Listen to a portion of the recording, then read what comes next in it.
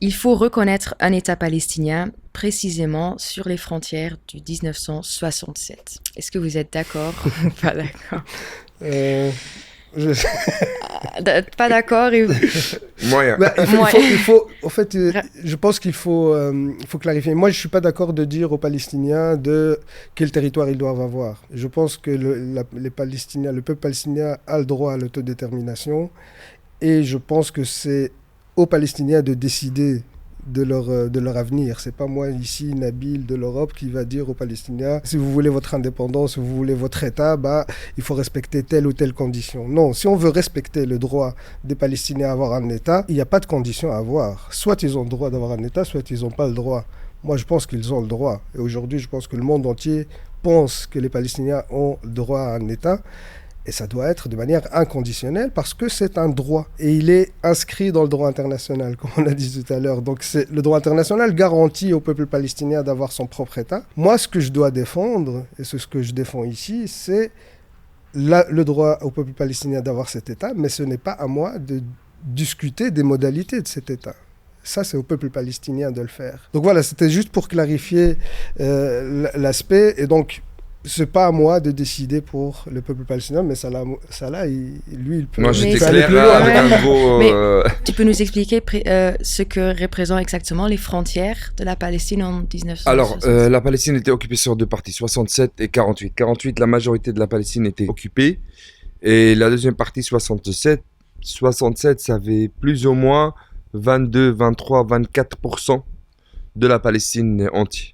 Gaza, Cisjordanie et Jérusalem-Est. C'est ça l'État qu'ils veulent. Surtout aujourd'hui dans le contexte. Déjà, les Israéliens, ils ont fini la solution de deux États. Ils l'ont fini. Dans le pratique, sur place, il n'y a plus de moyens. Avant Oslo, il y avait 100 000 colons en Cisjordanie. Aujourd'hui, on est à 800 000 colons en Cisjordanie. Il n'y avait pas le mur. Il n'y avait pas toute la question de Jérusalem, comment ils l'ont colonisé, le mur, la séparation. Il n'y avait pas tout ça. Maintenant, tout ça, c'est sur place. Et va me faire croire ou imaginer quel dirigeant israélien va venir aujourd'hui pour décoloniser la Cisjordanie, Jérusalem, retirer les colons, décider le droit du retour au peuple palestinien, parce que c'est un droit qui est reconnu, la décision 194 de Nations Unies. C'est un droit sacré. Les Palestiniens ont ce droit de retourner chez eux. Et le troisième aspect, c'est le contexte actuel. Ça fait 2 ans qu'on est en génocide en cours. L'image d'Israël n'était jamais pire qu'aujourd'hui. Jamais. Les Israéliens, ils étaient toujours fiers de se balader avec leur drapeau, avec leurs symboles, avec le je sais pas quoi. Aujourd'hui, ils se cachent parce qu'ils ont peur. Quand on voit que la Grèce, le ministère des Affaires stratégiques israélien, a nommé la Grèce comme un endroit danger. Pour les Israéliens, il ne faut pas aller passer des vacances. Ça, avant, tu ne voyais pas ça. Les Israéliens, ils étaient les touristes supérieurs, même s'ils étaient détestés, mais ils étaient les supérieurs dans les États. Si la reconnaissance aujourd'hui ne conduit pas à l'isolation totale de l'État d'Israël, ça veut dire un embargo militaire, un embargo économique, une isolation totale de l'État d'Israël, ça vaut même pas la peine de le reconnaître. Et Macron et l'Union européenne, ils ont fait des conditions pour la reconnaissance de l'État palestinien. Un État non armé, un État où son économie est liée totalement aux Israéliens. Mais surtout, la deuxième condition que ça montre, c'est quoi la volonté derrière, que les Palestiniens qui ne reconnaissent pas Israël n'ont pas le droit de participer aux élections dans leur propre pays la prochaine fois. C'est quoi cet État? Ça, c'est un État. Mais moi, à mon avis, je pense la reconnaissance dans les conditions dans lesquelles les dirigeants européens ils sont en train de le faire aujourd'hui, à mon avis, c'est pour sauver la peau d'Israël.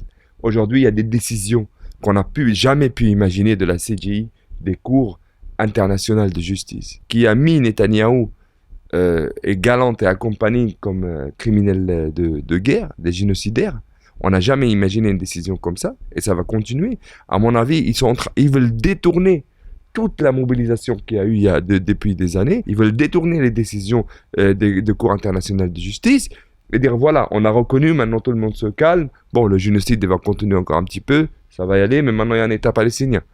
C'est ce qui va se passer. Ils vont essayer de faire ça.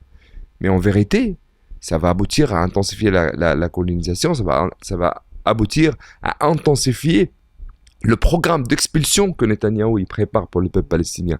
Il a déclaré la grande Israël.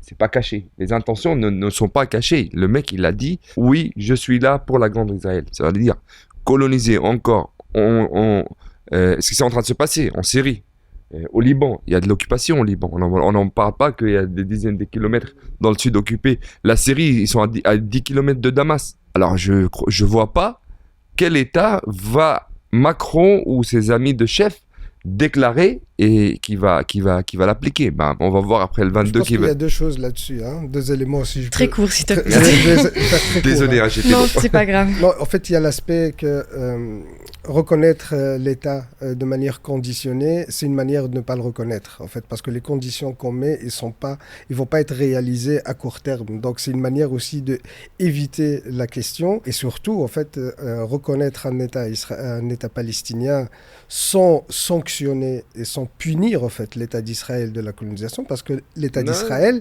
même si les pays européens, d'ailleurs, on parle de précurseurs, quand on a eu les débats au Parlement sur l'accord du gouvernement, la majorité a défendu ça comme une décision précurseur. Mais ils ont oublié qu'il y a 150 pays qui ont déjà reconnu l'État de Palestine, donc ils sont vraiment dans le peloton de fin. Mais surtout, si Israël a un projet colonial, qu'elle va continuer, et s'il n'y a pas,